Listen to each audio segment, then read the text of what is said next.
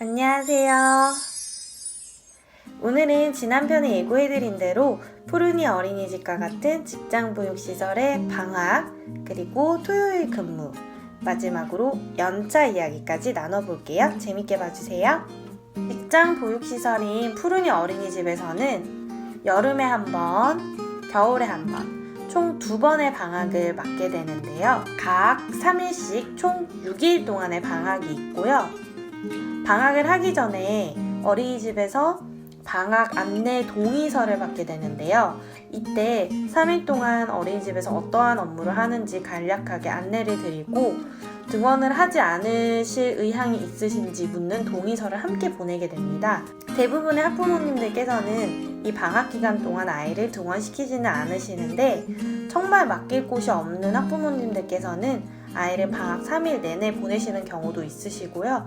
경우에 따라 하루 이틀만 보육을 맡기시기도 하십니다. 이때 아이들은 전 연령의 아이들이 함께 통학보육시설에서 지내게 되고요. 개인적으로 저는 어린이집 다니면서 가장 힘들었던 날 5일 안에 드는 게 이 방학 기간이었는데요. 그 이유는 아이들은 없지만 그 외의 업무가 정말 많은 기간이기 때문입니다. 방학 기간 동안 교사는 어떤 업무를 하게 되냐면 첫 번째, 신학기 준비를 위한 교실 정비입니다. 이 교실 정비에는 다양한 업무가 있을 수 있는데 첫 번째로 각 영역을 바꿔주는 일입니다. 아무래도 직장 어린이집 아이들 같은 경우는 되게 오랜 시간 어린이집에서 시간을 보내야 하기 때문에 매일매일 오는 어린이집이 편안한 환경이면서도 지겨운 환경이 될 수도 있습니다.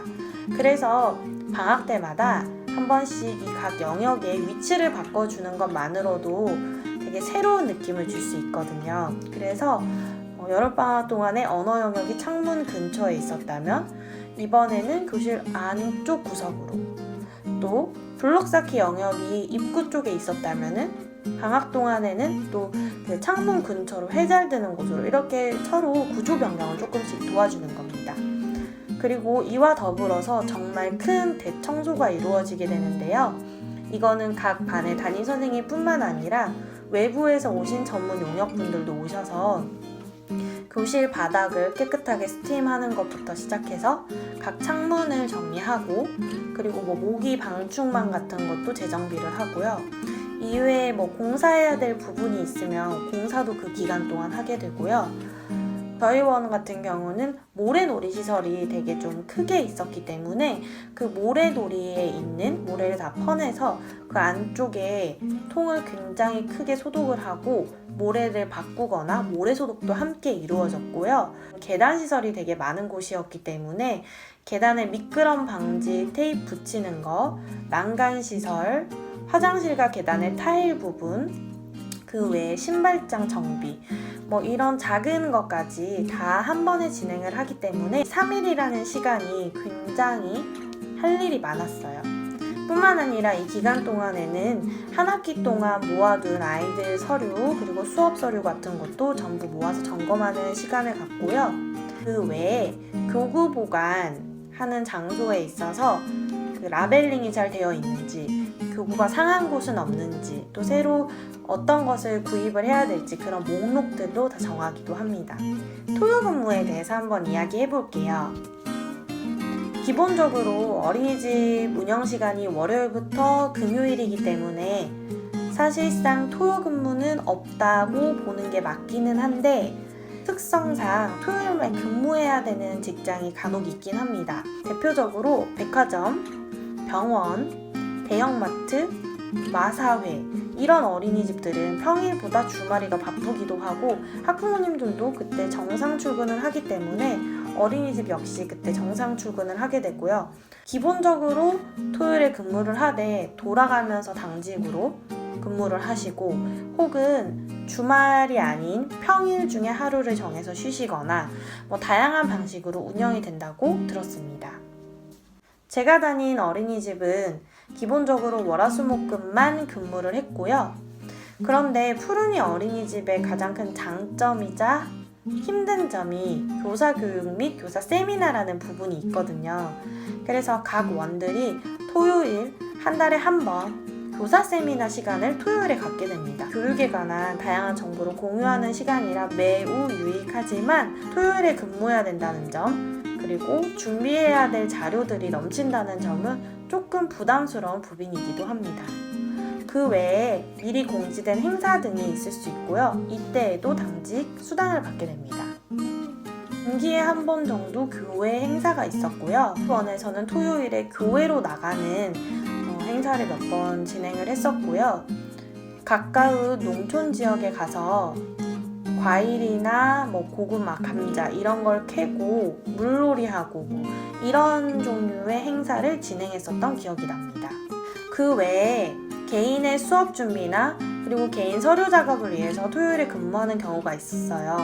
이것도 원에 따라서 되게 다른 부분이긴 한데 저희 원의 경우 아이들과 관련된 서류는 모두 다 원 안에서 작성을 하도록 되어 있었습니다. 그래서 월화수목금은 아무래도 저녁 늦게까지 남아서 업무하기가 부담스러운 부분이 있었기 때문에 주말 동안 나와서 아이들 서류 작업을 했고요. 발달 체크리스트, 아이들 상담 일지, 관찰 일지 이런 다양한 서류들 그리고 사진 작업 같은 것들은 다 원에서 했어야 됐기 때문에 주말 출근이 되게 당연하게 이루어지는 분위기가 있었고요. 그리고 저희 원장님께서는 다음 주 수업에 관련한 것들을 일요일에 출근을 하셔서 직접 살펴보시는 그런 습관이 좀 있으셨어요. 그래서 선생님들께서 토요일 저녁까지는 이 수업 준비가 다 마련이 되어 있어야 한다라는 압박감이 있어서 토요일 하루 종일 수업 준비를 하고 교실 환경을 조금 구성한다던가 그리고 미리 교구를 좀 바꿔서 비치해 놓는다던가 하는 것들은 전부 주말에 특히 토요일에 와서 근무를 했어야 했어요. 하지만 아쉽게도 이 점은 수당이나 근무 외에 업무했다는 그런 걸로 인정됐던 부분은 아니고요. 그래서 토요일 근무가 한 3주 정도 한 번씩 있었어요. 이렇게 토탈로 해보면 저희 원은 토요 근무가 없었지만 원의 특성상 한 달에 2번 정도 토요 근무를 했고 그 중에 한 번만 급여에 반영이 되었다라고 볼 수 있겠습니다. 마지막으로 연차 이야기 해볼게요. 푸른이는 초임교사 기준으로 입사한 지 한 달째 되는 날에 월차가 하루가 생겨서 1년간 10하루, 11일 동안의 연차가 생기게 됩니다. 그리고 2018년 1월 이후로는 법이 개정이 돼서 근무한 지 1년이 되는 날 연차가 15개가 누적으로 다시 생기고요. 그렇게 되면 총 1년 동안 엄격하게 따지면 366일 동안 약 26개의 휴가가 생기게 됩니다. 그래서 연차는 되게 여유 있게 주어지는 편이라고 저는 생각하고요. 연차를 쓰면 안 되는 일정한 기간이 있기는 한데 그 기간만 피하면 저희 원의 경우는 굉장히 쉽게 휴가를 갈 수가 있었고요. 원장님께서 3개월치 달력을 가지고 오셔서 그걸 어린이집에 교무실에 크게 붙여놓고 휴가 갈 사람 미리 정할 수 있도록 단 경력 순으로 날짜를 먼저 선점할 수 있도록 오픈을 하셨어요. 그런데 다들 선호하는 기간이 다르기도 하고 또 어린이집 방학 기간이나 교사 세미나 기간 그리고 각종 행사 기간 몇몇 개 빼고 나면 갈 수 있는 게 딱 사람 수대로 남게 되더라고요. 그래서 휴가 가는데 고르는데 큰 어려움은 없었습니다.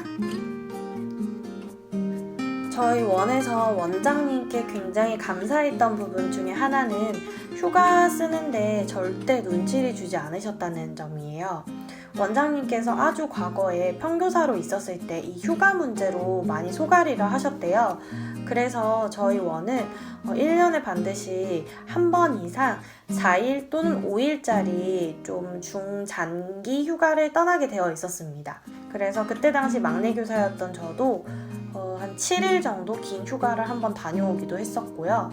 푸른이에는 리프레시 휴가라는 게 또 한 번 있어요. 이거는 한 원에 장기적으로 근무하신 선생님들 중에 교사평가가 조금 높은 선생님들 상대로 5일의 유급 휴가를 주시는 건데요.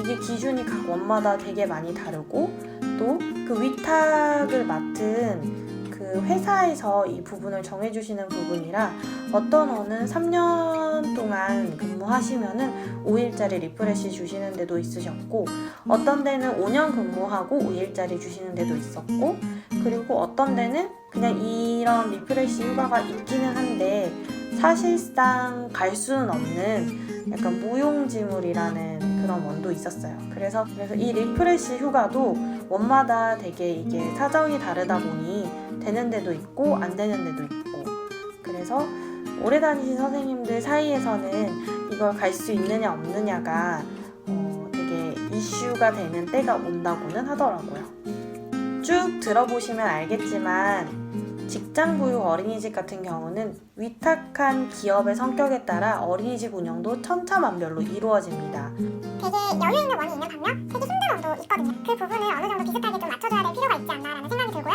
그러나 연차나 토요근무 같은 부분은 되게 소규모의 어린이집보다는 직장 어린이집이 확실히 수당이라도 더 챙겨주려고 하고 또 연차를 하루라도 더 세게 해주는 분위기라서 그 부분은 정말 좋은 부분이 아닌가 하고 생각이 드네요. 다음 영상에는 어린이집 첫 출근 날 이야기, 그리고 메이트 선생님 이야기 이렇게 나눠볼게요. 기대해주세요. 안녕.